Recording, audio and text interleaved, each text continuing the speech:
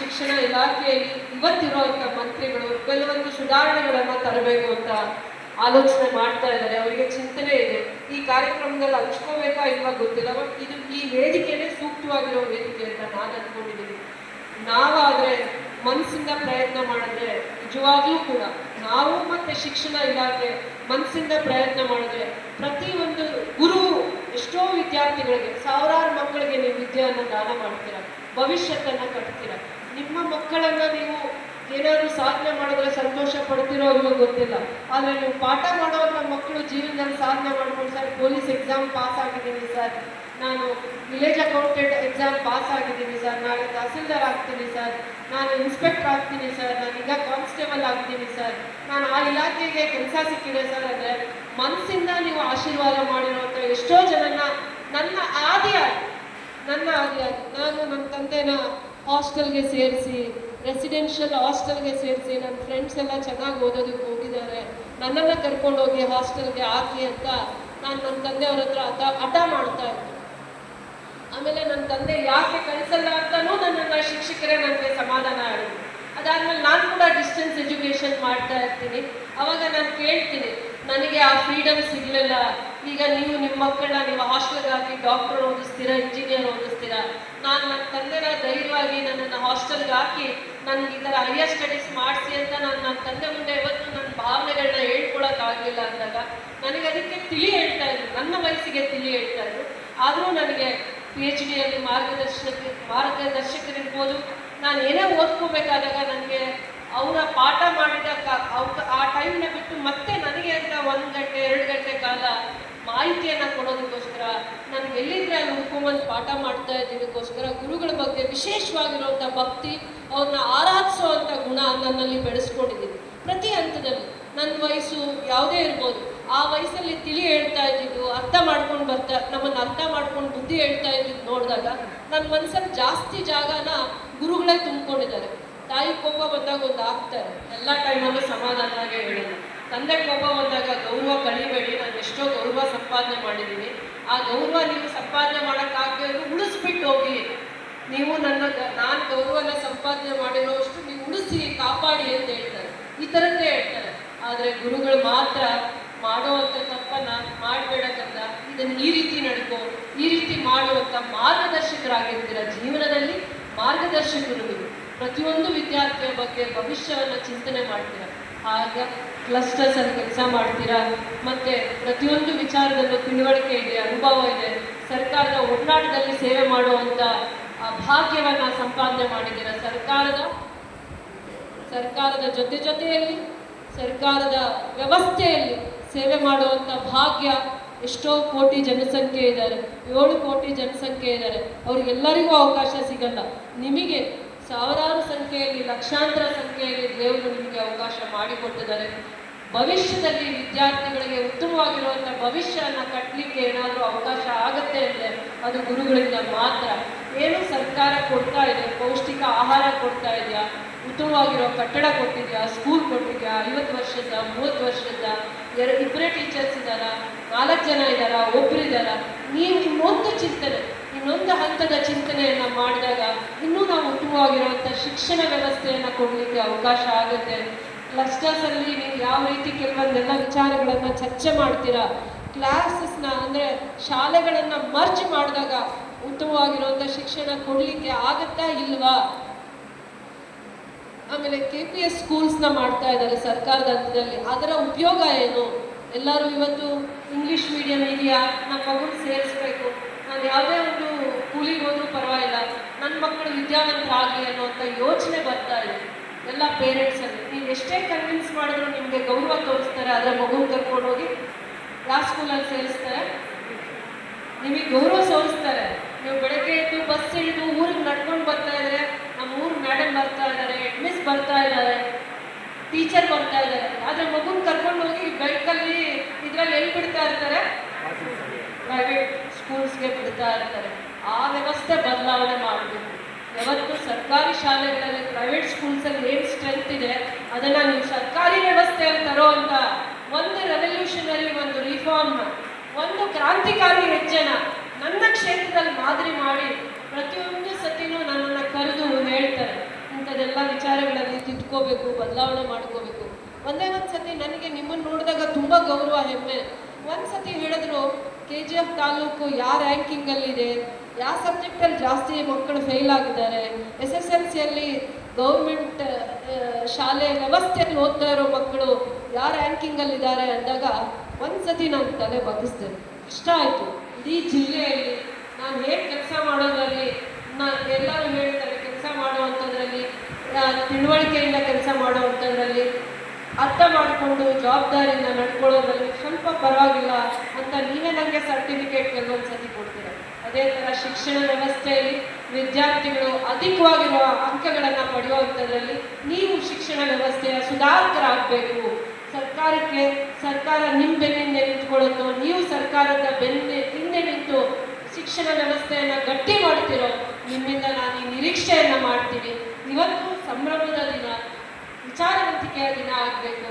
ಅದಾದಮೇಲೆ ನಾವು ಯಾರ ಜನ್ಮ ದಿನೋತ್ಸವವನ್ನು ಮಾಡ್ತಾ ಇದ್ದೀವಿ, ರಾಧಾಕೃಷ್ಣ ಅವರು ಒಂದು ಶಿಕ್ಷಕರಾಗಿ ಯಾವ ಹಂತಕ್ಕೆ ಬೆಳೆದ್ರು. ಗುರು ಮಾತ್ರ ತನ್ನ ಶಿಷ್ಯರನ್ನ ಗುರುಗೆ ಮೀರಿದ ಆ ಸ್ಥಾನದಲ್ಲಿ ನಿಲ್ಲಿಸ್ತಾರೆ. ಗುರುವು ಮಾತ್ರ ತನ್ನ ಶಿಷ್ಯರನ್ನ ಗುರುವಾಗೇ ನಿಂತು ಅವರು ಅದಕ್ಕಿಂತ ಪವಿತ್ರವಾಗಿರುವಂಥ ಸ್ಥಾನಗಳಲ್ಲಿ ನೋಡುವಂಥ ಪ್ರಯತ್ನ ಅಥವಾ ಆಶೀರ್ವಾದ ಗುರು ಮಾತ್ರ ಮಾಡಲಿಕ್ಕೆ ಆಗುತ್ತೆ. ಎಷ್ಟೋ ಜನ ಬಡವರು ಮಕ್ಕಳು, ಕಾರ್ಮಿಕರ ಮಕ್ಕಳು, ತಂದೆ ತಾಯಿ ಇರ್ತಾರೋ ಇರಲ್ಲೋ, ಅವರಿಗೆ ಶಿಸ್ತು ಕೂಡ ಹೇಳ್ಕೊಡುವಂಥ ಜ್ಞಾನ ಪರಿಜ್ಞಾನ ಇರಲ್ಲ. ಅವ್ರ ಮಕ್ಕಳು ಮಾತ್ರ ಊಟ ಇರುತ್ತೆ, ಬಿಸಿ ಊಟ ಇರುತ್ತೆ, ಬಿಟ್ಟು ಹೋಗೋಣ ಅಂತ ಬಿಡುವಂಥ ಸ್ಥಿತಿಯಲ್ಲೇ ಇರ್ತಾರೆ. ಬೇರೆ ಯೋಚನೆ ಅವ್ರಿಗೆ ಇರೋದು. ಸ್ವಲ್ಪ ಅನುಕೂಲವಾಗಿರೋರು ನಿಮಗೆ ನಮಸ್ಕಾರ ಆಗ್ತಾರೆ, ಗೌರ್ಮೆಂಟ್ ಸ್ಕೂಲಲ್ಲಿ ಸಾಲ ಮಾಡ್ಬಿಟ್ಟು ಫೀಸ್ ಕಟ್ಬಿಟ್ಟು ಬರ್ತಾರೆ. ಇದನ್ನ ಸುಧಾರಣೆಯನ್ನು ತರಲಿ. ಖಂಡಿತವಾಗೂ ನಿಮಗೆ ನಾನು ಹೃದಯಪೂರ್ವಕವಾಗಿ ಧನ್ಯವಾದಗಳನ್ನು ಹೇಳ್ತೀನಿ. ಮನಸ್ಫೂರ್ತಿಯಾಗಿ ಎಲ್ಲ ಶಿಕ್ಷಕಿಯರನ್ನ ಆರಾಧಿಸ್ತೀನಿ. ಒಂದು ಸುಧಾರಣೆ KGF ಕ್ಷೇತ್ರದಲ್ಲಿ ಪ್ರತಿಯೊಬ್ಬರು ಹೇಳ್ತಾರೆ, ಅಭಿವೃದ್ಧಿ ಅಂದರೆ KGF ಕ್ಷೇತ್ರಕ್ಕೆ ಹೋಗ್ಬಿಟ್ಟು ಬನ್ನಿ ಅಂತ. ಈಗಲ್ಲ, ಅದು ನಾನು ಮಾಡಿರುವಂಥ ಸಂಕಲ್ಪ ನೆರವೇರಿದಾಗ ಮಾತ್ರ ಅದು ನನ್ನ ಮನಸ್ಸಿಗೆ ತೃಪ್ತಿ ಕೊಡುತ್ತೆ. ಇನ್ನೂ ನನಗೆ ಆ ಕನಸು ತೃಪ್ತಿ ಇಲ್ಲ. ಒಂದು ತೃಪ್ತಿ ನೀವು ಕೊಡ್ಬೋದು, ಒಂದು ತೃಪ್ತಿ ಖಂಡಿತವಾಗೂ ನೀವು ಕೊಡ್ಬೋದು. ನಾನು ಯಾವತ್ತೂ ನಿಮ್ಮಿಂದ ಸನ್ಮಾನವನ್ನು ಕೇಳಲ್ಲ, ಯಾವತ್ತೂ ನಿಮ್ಮಿಂದ ನಾನು ಗಿಫ್ಟ್ ಕೇಳಲ್ಲ. ನೀವು ಕೇಳೋವಂಥ ಜಾಗಕ್ಕೆ 10 ಸತಿ ಕರೀರಿ, ನಗುನಗ್ತಾ ಬರ್ತೀನಿ. ಆದರೆ ನೀವು ಒಂದು ಶಿಕ್ಷಣ ವ್ಯವಸ್ಥೆನ ಸುಧಾರಣೆ ಮಾಡ್ಬೋದು. ಸರ್ಕಾರದ ಜೊತೆ ಕೈ ಜೋಡಿಸಿದಾಗ ಮಾತ್ರ ನೀವು ಎಷ್ಟೋ ಸುಧಾರಣೆಗಳನ್ನು ಮಾಡ್ಬೋದು. ಒಬ್ಬರ ಮೇಲೆ ನಾನು ಅಪವಾದ ಹಾಕ್ಲಿಕ್ಕೆ ಹೋಗಲ್ಲ. ನಿಮ್ಮಲ್ಲೇ ಶಕ್ತಿ ಇದೆ, ನಿಮ್ಮಲ್ಲೇ ಜ್ಞಾನ ಇದೆ, ನಿಮಗೆ ಆ ತಿಳುವಳಿಕೆ ಇದೆ. ಯಾಕೆ KGF ಕ್ಷೇತ್ರನ ಅಥವಾ ಇಡೀ ಜಿಲ್ಲೆಗೆ, ಇಡೀ ರಾಜ್ಯಕ್ಕೆ ನೀವೊಂದು ಉತ್ತಮವಾಗಿರುವಂಥ ವ್ಯವಸ್ಥೆನ ತಂದು ಮಾಡ್ತೀರಾ ಅನ್ನೋದಕ್ಕೆ ನಾನು ಇವತ್ತು ಈ ವೇದಿಕೆಯಲ್ಲಿ ನಿಂತಿದ್ದೀನಿ. ನಾನು ಸಾಕ್ಷಿ ಆಗಬೇಕು. ನಾಳೆ ಇಡೀ ರಾಜ್ಯದಲ್ಲಿ, ಸರ್ಕಾರದಲ್ಲಿ ನನ್ನ ಕ್ಷೇತ್ರ ಮತ್ತು ನನ್ನ ಕ್ಷೇತ್ರದಲ್ಲಿರುವಂಥ ಶಿಕ್ಷಕರು, ಶಿಕ್ಷಕಿಯರು ಸಾಕ್ಷಿ ಆಗಬೇಕು ಶಿಕ್ಷಣ ವ್ಯವಸ್ಥೆಯ ಸುಧಾರಣೆಗೆ ಅಂತ. ಒಂದು ಬೇಡಿಕೆ ನಾನು ಇಡ್ತೀನಿ, 100 ಬೇಡಿಕೆ ನೀವು ಇಡಿ. ನಾನು ಈಡೇರಿಸದೇ ಇದ್ದಾಗ ನೀವು ನನ್ನನ್ನು ಅಕ್ಸೆಪ್ಟ್ ಮಾಡ್ಕೋಬೇಡಿ ಅಂತ ಹೇಳ್ತಾ, ನಾನು ಈಡೇರಿಸದೇ ಇದ್ದಾಗ ನನ್ನನ್ನು ನೀವು ಅಕ್ಸೆಪ್ಟ್ ಮಾಡ್ಕೊಳ್ಳೋದು ಬೇಡ ಅಂತ ಹೇಳ್ತಾ, ನಿಮ್ಮ 100 ಬೇಡಿಕೆಗಳನ್ನು ನಾನು ಕಾಯ ವಾಚ ಮನಸ ಗುರುಗಳನ್ನ ಆರಾಧಿಸ್ತೀನಿ ಅಂತ ಪ್ರತಿ ಸತಿ ಹೇಳ್ತಾ ಇರ್ತೀನಿ ವೇದಿಕೆಯಲ್ಲಿ. ಕಾಯ ವಾಚ ಮನಸ ಶ್ರದ್ಧೆಯಿಂದ ಕೆಲಸ ಮಾಡ್ತೀನಿ ಅಂತ ಹೇಳ್ತಾ, ನೀವೊಂದು ಶಿಕ್ಷಣ ಸುಧಾರಣೆ ಇಡೀ ರಾಜ್ಯ ಒಪ್ಕೊಳ್ಳೋ ಹಾಗೆ ಶಿಕ್ಷಣ ವ್ಯವಸ್ಥೆನ ತಂದಿದ್ದಾರೆ KGF ಕ್ಷೇತ್ರದಲ್ಲಿ ಅನ್ನುವಂಥ ಒಂದು ಬದಲಾವಣೆಯನ್ನು ತನ್ನಿ ಅಂತ ನಾನು ನಿಮ್ಮಲ್ಲಿ ಬೇಡಿಕೆ ಇರ್ತೀನಿ. ಗುರುಭವನನ ಅಭಿವೃದ್ಧಿ ಮಾಡಲಿಕ್ಕೆ ನಿಮಗೆ ಒಂದು ಸಂಘಟನೆಯ ಅವಶ್ಯಕತೆ ಇಲ್ಲ, ಇಚ್ಛಾಶಕ್ತಿಯ ಇರುವಂಥ ಒಬ್ಬ ಶಿಕ್ಷಕರ ಅವಶ್ಯಕತೆ ಇದೆ. ಜವಾಬ್ದಾರಿಯನ್ನು ಕೊಡಿ. ಅಲ್ಲಿ ಯೋಗ ಕ್ಲಾಸಸ್ನ, ಫ್ರೀ ಯೋಗ ಕ್ಲಾಸಸ್ನ ಮಾಡಿ. ಮತ್ತು ಟೀಚರ್ಸ್ಗೆ ಕೆಲವೊಂದು ಟ್ರೈನಿಂಗ್ಸ್ ಕೊಡಿ. ಅವರಿಗೆ ಕೆಲವೊಂದು ವಿಚಾರಗಳ ಬಗ್ಗೆ ತಿಳುವಳಿಕೆ ಬೇಕಾಗುತ್ತೆ. ಪ್ರತಿ ತಿಂಗಳಲ್ಲಿ, ಇವತ್ತು ಈ ವೇದಿಕೆನ ಇಡೀ ದಿನಾನ ನೀವು ಈ ಕಾರ್ಯಕ್ರಮ ಮಾಡ್ಕೊಳ್ಳೋದಕ್ಕಿಂತ ಅಲ್ಲಿ ಗುರುಭವನನ ಕೆಲವೊಂದು ಪ್ರಾಥಮಿಕ ಶಾಲೆ, ಪ್ರೌಢಶಾಲೆ ಅಂತ ಇರುವಂಥ ಎಲ್ಲ ಶಿಕ್ಷಕರಿಗೆ ಕೆಲವೊಂದು ಮಾರ್ಗದರ್ಶನದ ಕೇಂದ್ರ ಆಗಿ ಅದನ್ನು ಕಾಪಾಡಿಕೊಳ್ಳಿ. ಮಕ್ಕಳಲ್ಲಿ ಟ್ರೈನಿಂಗ್ ಕೊಡೋದು. ಯಾರು ಇವತ್ತು ಒಂದು ಟೀಚರ್ನ ನೋಡಿ ನಾನು ಇಂಪ್ರೆಸ್ ಆದೆ, she is my role model. ನಾನು ಕಲೀಲಿಲ್ಲ, ಗೌರವ ಕೊಡ್ತೀನಿ. ಆದರೆ ಆ ತಾಯಿ ಕಲ್ಕೊಂಡು ಬಂದು ಇಲ್ಲಿ ಹೇಳ್ತಾ ಇದ್ದಾರೆ ಭಕ್ತಿಯಿಂದ. ಆ ಥರ ಏನೇನೋ ಅವರಿಗೆ ಅವಕಾಶಗಳು ಬೇಕು ಅಂತಾರೆ, ಶಿಕ್ಷಕರು ಬೇಕು ಅಂತಾರೆ, ವಿದ್ಯಾರ್ಥಿಗಳು ಬೇಕು ಅಂತಾರೆ. ಆ ಜಾಗದಲ್ಲಿ ನಮ್ಮೆಲ್ಲರ ಸಹಾಯ ಪಡೆದು ಅದನ್ನು ವಿದ್ಯಾ ಕೇಂದ್ರ ಆಗಿ ಮಾಡಿ, ವಿದ್ಯೆಯನ್ನು ದಾನವನ್ನು ಮಾಡುವಂಥ ಒಂದು ಸಂಸ್ಥೆಯಾಗಿ ಇದನ್ನು ಬೆಳೆಸಿ. ಇವತ್ತು ನಾಳೆ ಒಂದಿನ ನಿಧಾನವಾಗಿ ಅನುದಾನ ತರ್ಬೋದಾದ್ರೆ ತಂದೆ ತರ್ತೀನಿ, ನಿಮ್ಮ ಇಚ್ಛಾಶಕ್ತಿಗೆ ನಾನು ಸ್ಪಂದಿಸ್ತೀನಿ ಅಂತ ಹೇಳ್ತಾ ಯಾವತ್ತೂ ಈ ಕಾರ್ಯಕ್ರಮ ನಗ್ನಗ್ತಾನೆ ಇರಬೇಕು ಅಂತ ಆಸೆ ಪಡ್ತೀನಿ. ಆದರೆ ಈ ವೇದಿಕೆಯಲ್ಲೇ ನಾನು ನಿಮ್ಗೆ ಇವೆಲ್ಲ ಹೇಳ್ಕೋಬೇಕಾಗತ್ತೆ. ಎಲ್ಲೋ ಒಂದು ಕಡೆ ನೋವಾಗತ್ತೆ. ಸರ್ಕಾರಿ ಶಾಲೆಯ ಕಟ್ಟಡ ನಾನು ಒಂದು 50 ಲಕ್ಷ 20 ಲಕ್ಷದಲ್ಲಿ ಕಟ್ಟಿ ಅಲ್ಲೊಂದು 10 ಮಕ್ಕಳು ಇಲ್ಲ ಅಂದರೆ ಮನ್ಸು ಕಷ್ಟ ಆಗಿ ಬರುತ್ತೆ. ಅದೇ ದಾರಿಯಲ್ಲಿ ಪ್ರೈವೇಟ್ ಸ್ಕೂಲ್ಸಲ್ಲಿ 200 ಜನ ಮಕ್ಕಳು 300 ಜನ ಮಕ್ಕಳಿದ್ದು ನನ್ನ ಸರ್ಕಾರಿ ಶಾಲೆಯಲ್ಲಿ ಮಕ್ಕಳು ಬರ್ತಾ ಇಲ್ಲ ಅಂದಾಗ ಕಷ್ಟ ಆಗುತ್ತೆ. ಅದು ಗುರುಗಳ ತಪ್ಪು ಅಂತ ಹೇಳಲ್ಲ, ಪೇರೆಂಟ್ಸ್ದು ತಪ್ಪು, ನಮ್ಮದು ತಪ್ಪು. ನಾವು ಟೀಚರ್ಸ್ನ ಆಗಿಂದಾಗ ಮೀಟಿಂಗ್ ಕರೆದು ಏನು ವ್ಯವಸ್ಥೆ ಇಲ್ಲ, ನಿಮ್ಗೆ ಏನೆಲ್ಲ ಸೌಕರ್ಯ ಕುಂಠಿತ ಆಗಿದೆ, ಸರ್ಕಾರ ಏನು ವ್ಯವಸ್ಥೆನ ಮಾಡಿದ್ರೆ ನೀವು ಇನ್ನೂ ಹೆಚ್ಚಿನ ಆಸಕ್ತಿಯಿಂದ ಮಕ್ಕಳನ್ನ ಜವಾಬ್ದಾರಿಯಿಂದ ನೋಡ್ಕೋತೀರಾ ಅನ್ನೋವಂಥ ವ್ಯವಸ್ಥಿತವಾಗಿರುವಂಥ ಕೆಲಸನ ಮಾಡಬೇಕಾಗಿರೋದು ನಮ್ಮ ಜವಾಬ್ದಾರಿ ಆಗಿರುತ್ತೆ. ಒಬ್ಬರೇ ಎಲ್ಲನೂ ಸಾಧಿಸೋಕ್ಕಾಗಲ್ಲ. ಕಲೆಕ್ಟಿವ್ ಆಗಿ ನಾವೆಲ್ಲರೂ ಕೆಲಸ ಮಾಡಿದ್ರೆ ಒಂದು ಬದಲಾವಣೆ ತರ್ಬೋದು. ಒಂದು ಕ್ರಾಂತಿಕಾರಿ ಹೆಜ್ಜೆಯನ್ನು ಇಡುವಂಥ ಸಂಕಲ್ಪ ಮಾಡಿ ಅಂತ ನಿಮ್ಮನ್ನು ಪ್ರಾರ್ಥನೆ ಮಾಡ್ತೀನಿ. ಇದು ಆ ಪವಿತ್ರವಾಗಿರುವಂಥ ದಿನ ಅಂತ ಹೇಳ್ತಾ ನಿಮ್ಮೆಲ್ಲರಿಗೂ ಒಳ್ಳೆಯದಾಗಬೇಕು. ಧನ್ಯವಾದಗಳನ್ನು ಹೇಳ್ತಾ ಕೋಟಿ ಕೋಟಿ ನಮನಗಳನ್ನು ಯಾಕೆ ಹೇಳ್ತೀನಿ ಅಂದರೆ, ಗುರು ತನ್ನ ಇಡೀ ಜೀವನವನ್ನು ತ್ಯಾಗ ಮಾಡಿ ವಿದ್ಯಾರ್ಥಿಗಳಿಗೆ ಭವಿಷ್ಯವನ್ನು ಕೊಡ್ತಾರೆ. ಇವತ್ತು ನಾನು ಇಲ್ಲ ನನ್ನ ಪಕ್ಕದಲ್ಲಿ ಕೂತಿರುವಂಥ SP ಅವರು ಶಿವಾಂಶು ರಾಜ್ಪೂತ್ ಅಂತ ಎಲ್ಲಿಂದ ಬಂದಿದ್ದಾರೆ, ಹೊರಗಡೆ ರಾಜ್ಯದಿಂದ ಬಂದಿದ್ದಾರೆ, ಬೇರೆ ಸ್ಟೇಟ್ಸಿಂದ ಬಂದಿದ್ದಾರೆ. ಆದರೆ ಇಲ್ಲಿ ಭಕ್ತಿಯಿಂದ ಕನ್ನಡವನ್ನು ಕಲಿತು ಹೇಳೋವಂಥ ಪ್ರಯತ್ನ ಮಾಡಿ ನಿಮ್ಮ ಒಡನಾಟದಲ್ಲಿ ನಿಮ್ಮನ್ನು ಗೆಲ್ಲುವಂಥ ಪ್ರಯತ್ನ ಮಾಡ್ತಾರೆ. ಯಾಕಂದರೆ ಆ ಕುಟುಂಬ ಕೂಡ ಅವ್ರ ತಂದೆ ತಾಯಿ ಕೂಡ ಶಿಕ್ಷಕ ವೃತ್ತಿಯನ್ನು ಮಾಡ್ತಾ ಇದ್ರು. ಹಾಗೆ ಒಬ್ಬೊಬ್ಬರಿಗೂ ಒಂದೊಂದು ಚರಿತ್ರೆ ಇರುತ್ತೆ. ಆ ಥರ ನಾವು ನಿಮ್ಮನ್ನು ಆರಾಧಿಸ್ತೀವಿ. ನಿಮ್ಮ ಸೇವೆ ಅಪಾರವಾಗಿರೋದು, ಅದಕ್ಕೆ ಬೆಲೆ ಕಟ್ಟಕ್ಕಾಗಲ್ಲ.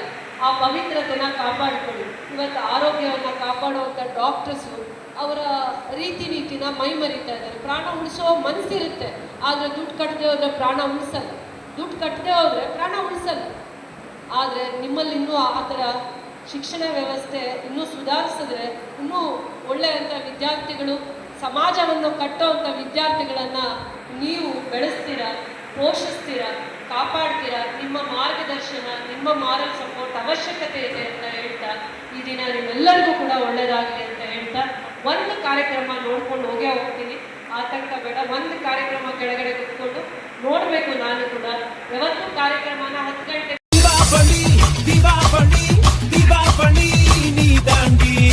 ஆரம்பிக்கலாங்களா?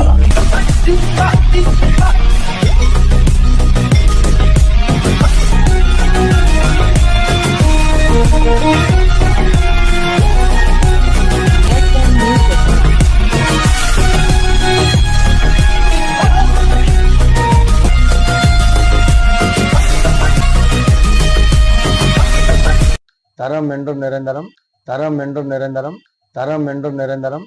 வாங்க